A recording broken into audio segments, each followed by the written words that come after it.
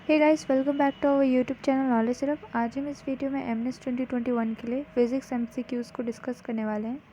जैसा कि आपका डिमांड था कि मैं केमिस्ट्री और फिजिक्स के क्वेश्चंस के लिए इंडिविजुअल वीडियो बनाऊं, तो केमिस्ट्री की मैंने ऑलरेडी अपलोड कर रखी है और फिजिक्स के अब मैं डिस्कस करने जा रही हूँ। और इससे पहले मैंने मॉक टेस्ट भी डाल रखे अपने चैनल पर।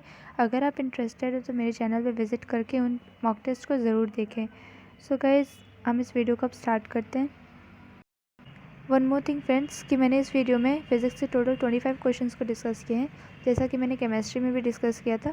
और ये पूरे 25 क्वेश्चन जो है एमएनएस एग्ज़ाम के पॉइंट ऑफ व्यू से बहुत ही इंपॉर्टेंट है, तो आप बिना स्किप किए पूरी वीडियो को देखिएगा। तो हमारा फर्स्ट क्वेश्चन है, which one of the following is scalar quantity. हमें यहाँ पे स्केलर क्वान्टिटी बताना है। Force, pressure, velocity, acceleration.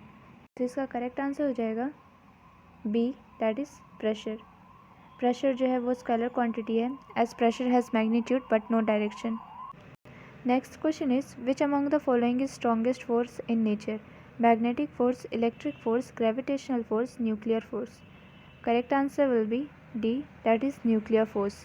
Nuclear force जो होता है वो स्ट्रॉन्गेस्ट फोर्स होता है नेचर में। इसके अलावा अगर ग्रेविटेशनल फोर्स की बात करें तो ये वीकेस्ट फोर्स है, weakest force. So our third question is, who among the following has explained the phenomena of photoelectric effect। Photoelectric effect जो है ये किन्होंने पहली बार बताया था? Max Planck, Albert Einstein, Niels Bohr, Ernest Rutherford. Correct answer will be B, that is Albert Einstein. इन्होंने पहली बार इस फिनोमेना को डिस्क्राइब किया था। Next question is, electric conduction in a semiconductor takes place due to electrons, holes, both electrons and holes, neither electron neither nor holes. तो electric conduction जो होते हैं सेमीकंडक्टर में किसकी वजह से होते हैं? करेक्ट आंसर हो जाएगा C, that is both electrons and holes. दोनों ही एक दूसरे के अपोजिट डायरेक्शन में मूव करते हैं, तब उस पर करंट प्रोड्यूस होगा। Our fifth question is, which among the following a resistant of conductor depends. Resistant में से किस पे डिपेंड करता है? It's cross sectional area, length, temperature, all of the above. Correct answer हो जाएगा D, that is all of the above. Resistance जो होता है इसका फॉर्मूला ये भी होता है, R is equal to rho L by A, जहाँ एल जो होता है वो लेंथ होता है और A is cross sectional area, where R is resistivity. अगर हम टेम्परेचर को बढ़ाते हैं तब भी हमारा रेसिस्टेंस जो है वो बढ़ जाता है, तो ये इन तीनों पे ही डिपेंड करता है। Next is, a rainbow is produce due to which among the following phenomena. तो रेनबो किसकी वजह से होता है? Dispersion of light, total internal reflection, scattering of light by dust particle, interference of light. Correct answer will be A, that is dispersion of light. Next question is, the acceleration experienced by an object during a free fall is independent of its velocity, pressure, mass, energy। तो जो acceleration होता है free fall के time पे किस चीज़ से free होता है? वो होता है D, C, that is mass. This is independent of mass. Force का फॉर्मूला हमें पता होगा, mass into acceleration. Also because acceleration due to gravity is always constant and downward. Next question is, if the frequency of sound wave is 100 hertz, then what will be the time period। हमें frequency दिया हुआ है और time period पूछा हुआ है। Numerical based questions आते हैं, मैंने प्रीवियस वीडियोस में भी आपको बता रखा है, क्योंकि लास्ट ईयर भी आया था, लेकिन बहुत हार्ड नहीं होते हैं, जस्ट फार्मूला बेस्ड ही होते हैं। तो अगर हमें फ्रीक्वेंसी का फार्मूला पता है 1/t, तो हम डायरेक्टली इसको बना सकते हैं, that is t is equal to 1/f and 1/100, so it will be 0.01 second. तो इसका करेक्ट आंसर हो जाएगा B, that is 0.01 second. Next question is, which one of the following pair is not correctly matched. तो इसमें से बताना है कौन सा पेयर गलत है। यहाँ पे हमें यूनिट्स दे रखे हैं कुछ के, तो फिर लाइट ईयर का बोल रखा है। फर्स्ट ऑप्शन जो है वो लाइट ईयर का यूनिट जो है, light year is unit of distance, parsec unit of time, hertz is unit of frequency, decibel is unit of sound intensity. तो हमें ये तो पता है, ये सही है, decibel is unit of sound intensity, जबकि हर्ट्ज फ्रीक्वेंसी का होता है, लाइट ईयर डिस्टेंस का होता है, ये गलत है। पार्सेक जो होता है वो टाइम का नहीं होता है, टाइम का तो हमें पता है सेकेंड होता है। Parsec is unit for expressing distance to stars and galaxy, long distance के लिए होता है पार्सेक, तो यहाँ पे ये रॉन्ग ऑप्शन है। Next question is sound can not travel through which of the following medium, इनमें से कौन से मीडियम के थ्रू साउंड जो ट्रेवल नहीं कर सकता? Gas, liquid, vacuum, metal. Correct answer हो जाएगा C, that is vacuum. Vacuum में कोई भी ये एक ऐसा मीडियम है जहाँ से साउंड ट्रेवल नहीं कर सकता है, कोई मॉलिक्यूल्स या फिर कुछ प्रेजेंट नहीं होते उसे ट्रांसफ़र करने के लिए, लाइक इन गैस, लिक्विड में होते हैं। Next is which type of glasses is used for making of optical instrument, optical instrument बनाने के लिए किस टाइप की ग्लासेस का यूज़ होता है? Pyrex glass, soft glass, hard glass, flint glass. Correct answer हो जाएगा D, that is flint glass. Next question is rate of evaporation increases with an increase of surface area, an increase in humidity, decrease of wind speed, increase in temperature। तो evaporation का rate कब बढ़ जाता है?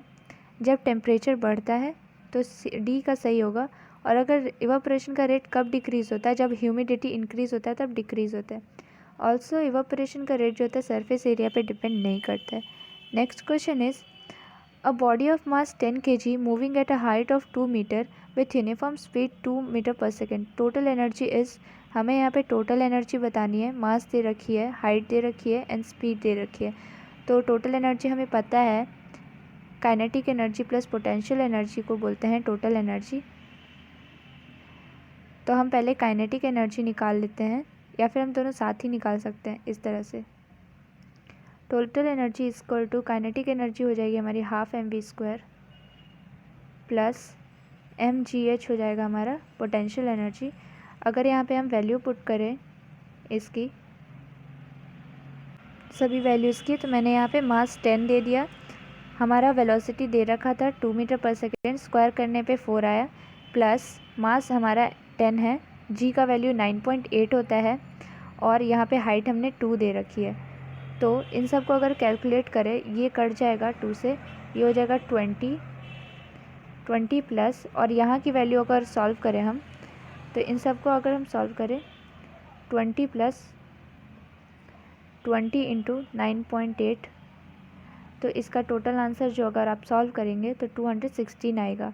Correct answer हो जाएगा B, that is 216 joule. So 14th question is in which kind of pot food will be cooked faster.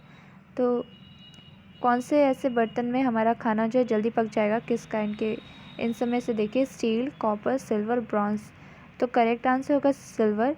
अगर हम सिल्वर का बर्तन यूज़ करते हैं तो उसमें हमारा खाना जल्दी पक जाता है, क्योंकि silver is a good metal heat conductivity with best heat conductivity. Next is at which place Earth's magnetic field becomes horizontal। अर्थ का मैग्नेटिक फील्ड जो है वो कहाँ पे हॉरिजॉन्टल हो जाता है? Magnetic meridian, magnetic equator, geographical pole, tropic of cancer. Correct answer will be B, that is magnetic equator. Next question is light year is a unit measurement of, light year किसका unit है? अभी हमने ऊपर वाले question में देखा था, तो उससे आप समझ जाएंगे इसका क्या आंसर होगा। That is a, very large distance के लिए हम कहते हैं लाइट ईयर। लाइट ईयर को आप सुन के टाइम मत कर दीजिएगा, ये टाइम का यूनिट नहीं है, ये यूनिट जो है वो डिस्टेंस का है, वो भी लार्ज डिस्टेंस का, लाइक स्टार्स इन सब का। What is Bose Einstein condensate? Solid state of matter, fifth state of matter, plasma, state of condensed matter. अगर आपने मेरी प्रीवियस मॉक टेस्ट को देखी होगी, अगर उसमें जीके के क्वेश्चन सॉल्व किए होंगे आपने, तो मैंने उसमें पूछा था कि what is the fifth state of matter, तो इसका आंसर यही था। इसका मतलब इसका आंसर हो जाएगा fifth state of matter. Bose Einstein condensate जो है वो फिफ्थ स्टेट ऑफ मैटर, जबकि प्लाज्मा जो है वो फोर्थ स्टेट ऑफ मैटर है। इसके अलावा सॉलिड, लिक्विड एंड गैस तो है ही है, 3 स्टेट्स, और ये टोटल 5 स्टेट्स हमारे। बोस जो है इंडियन है एक साइंटिस्ट, सत्येंद्र नाथ बोस, और आइंस्टाइन जिन्होंने मिलकर fifth state of matter discover किया था। Next is why is argon gas use along with tungsten wire in an electric bulb. Argon gas का क्यों यूज़ होता है इलेक्ट्रिक बल्ब के अंदर टंगस्टन वायर के साथ? To increase the life of bulb, to reduce consumption of electricity, to make the emitted light colour, to reduce the cost of bulb. इसका correct answer हो जाएगा A, that is to increase the life of bulb, as argon gas is inert gas which is used in electric bulb to prevent corrosion of its tungsten filament. Hence वो oxygen को रोकता है light bulb में from corroding the hot tungsten filament. Next is, if the speed of moving magnet inside a coil increases, the electric current in the coil, तो क्या होगा? Increase, decrease, reverse, remain same. Correct answer हो जाएगा increase, that is A. Next is, which among the following forces are non-central and non-conservative force? तो कौन सा इसमें से नॉन कंजर्वेटिव नॉन सेंट्रल है? Frictional force, electric force, gravitational force, mechanical force. Correct answer will be A, that is frictional force. ये non conservative और non central है. Next is, which of the following is mechanical wave? Radio wave, x-ray, light wave, sound wave. इसका correct answer हो जाएगा 21 का D, that is sound waves. Sound waves जो है वो मैकेनिकल वेव है, जबकि बाकी जो है वो इलेक्ट्रोमैग्नेटिक वेव्स हैं, EM waves. Next is, diamond is hard because of which among the following reason? It can not be burnt. It is made up of carbon atoms. It is a giant molecule. All the 4 valence electrons are bonded to each carbon atom by covalent bonds. तो इसका correct answer क्या होगा? So the correct answer will be D, that is all the 4 valence electrons are bonded to each other carbon atom by covalent bonds. तो diamond hard होता है क्योंकि उसके हर एक लेयर में जो कार्बन एटम्स होते हैं उनके बीच में एक स्ट्रॉन्ग कोवेलेंट बॉन्ड्स होते हैं, इसलिए इसका मेल्टिंग पॉइंट भी ज़्यादा होता है. Next is, an optical illusion which occurs mainly in desert during hot summer is based on which principle? तो मैंने मिराज के बारे में बताया था इससे पहले आपको किसी एक वीडियो में, फिज़िक्स के क्वेश्चंस में ही, मॉक टेस्ट में. मिराज जो होता है यही ऑप्टिकल इल्यूशन होता है जो डेजर्ट के एरिया में होता है हॉट समर्स में, जिसमें हमें लॉन्ग डिस्टेंस पे कहीं दिखता है कि पानी है, बट ऐसा होता नहीं है वो. तो ये फिनोमेना किस वजह से होता है? Reflection, interference, dispersion, total internal reflection. Correct answer will be D, that is total internal reflection. Next question is, for every action there is an equal and opposite reaction. This law was given by Newton, Albert Einstein, Bohr, Rutherford. Correct answer will be A, that is Newton ने दिया था ये, which is the third law of motion. Next question is, which one of the following is quantity is unitless? तो इनमें से कौन सी ऐसी quantity जिनकी कोई भी यूनिट नहीं होती है? Stress, strain, force, pressure. इसका करेक्ट आंसर हो जाएगा B, that is strain.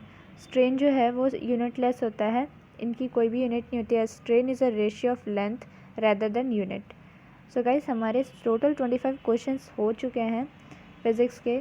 I hope आपको ये सभी क्वेश्चंस अच्छे लगे होंगे एंड यूज़फुल भी. सो अगर गाइस अगर सच में हेल्पफुल लगे तो मेरे चैनल को लाइक करिएगा, सब्सक्राइब इस वीडियो को लाइक कीजिएगा, चैनल को सब्सक्राइब एंड शेयर कर दीजिएगा. सो अगर ऐसी और भी आपको वीडियोस देखनी है, मॉक टेस्ट सॉल्व करने हैं, तो बेल आइकन को दबा लीजिएगा. Thank you guys, just stay tuned.